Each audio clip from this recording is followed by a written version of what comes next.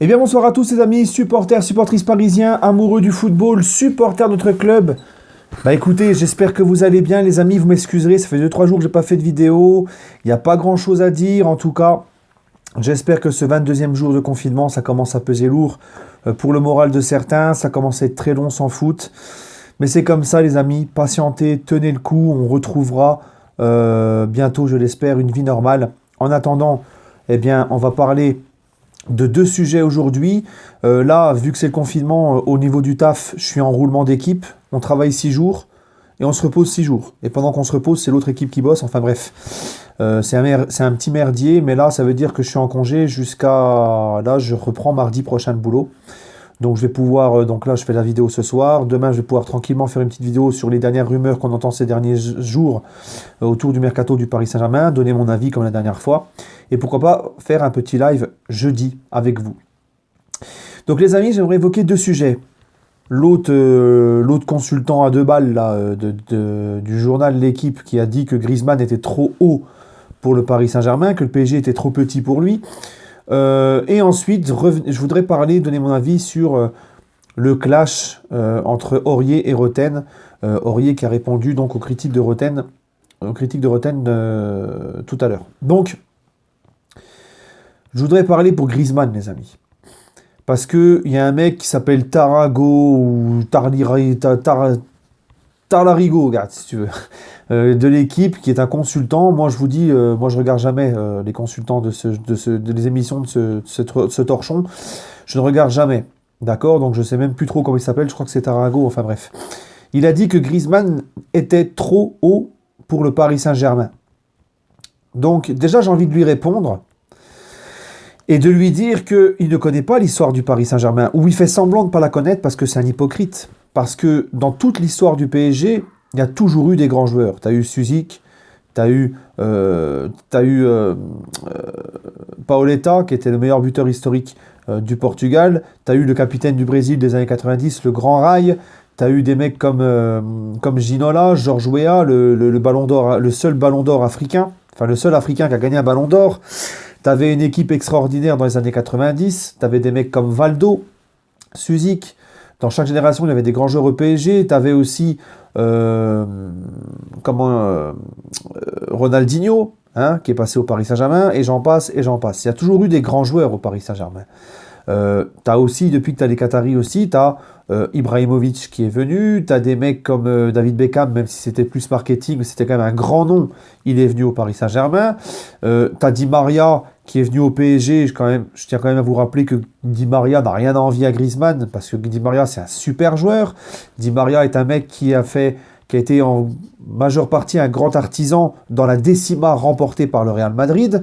Même s'il arrive au PSG, qui est un petit peu moins bien à Manchester, ça reste quand même, pour moi, Di Maria, le gratin des footballeurs en Europe. T'as des mecs comme Cavani qui sont venus, t'as des mecs actuellement comme Neymar, Mbappé, qui pour moi sont au-dessus de Griezmann, qui sont plus forts que Griezmann. T'as une équipe quand même compétitive au PSG, on fait partie des favoris, enfin des outsiders, voire même des favoris chaque année en Ligue des Champions.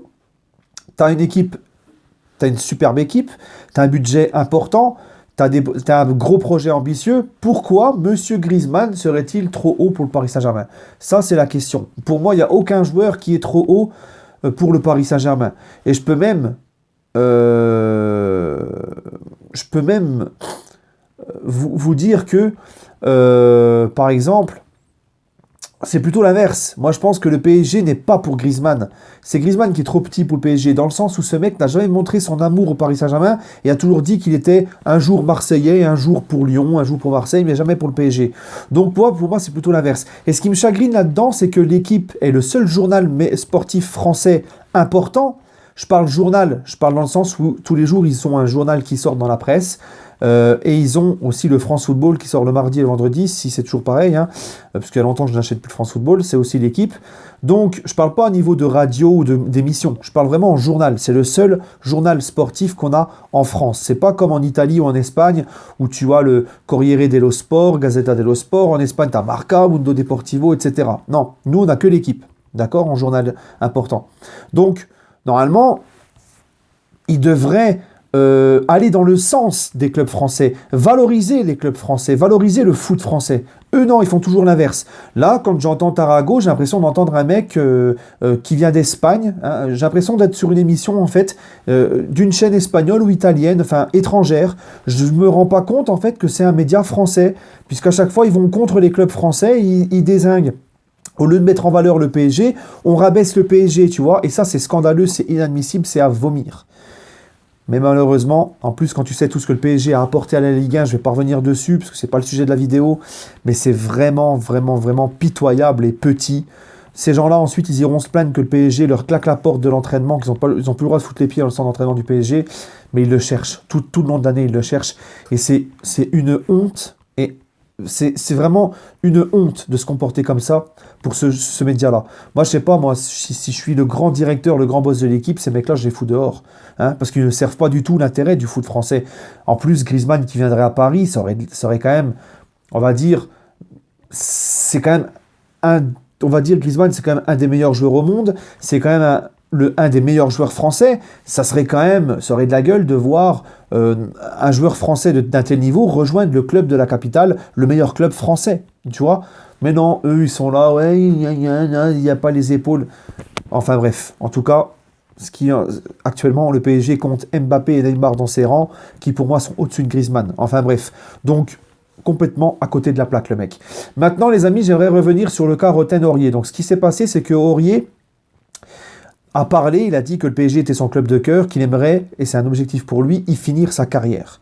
Roten a répondu dans l'after-foot d'RMC en disant que Aurier se foutait de notre gueule en disant que c'était son club de cœur, alors que quand il était au PSG, il a complètement sali l'image du Paris Saint-Germain, il n'a pas saisi sa chance, il a sali le PSG. Voilà. Et ensuite, là aujourd'hui, Aurier fait une story Instagram en mettant Roten en photo et en disant qu'il fallait qu'il ferme sa gueule, sinon il allait appeler Patrice Evra. Patrice Evra, qui vous rappelez-vous, l'année dernière, il y a un an, avait menacé Jérôme Roten. Voilà. Donc, premièrement, je suis déçu de Serge Aurier parce que là, en répondant, ben, il montre qu'en fait, il n'évolue pas. Il montre qu'il ne change pas. J'aurais aimé qu'Aurier ne fasse abstraction de ça et qu'il ne dise rien du tout. Ça l'aurait mis en valeur, tu vois.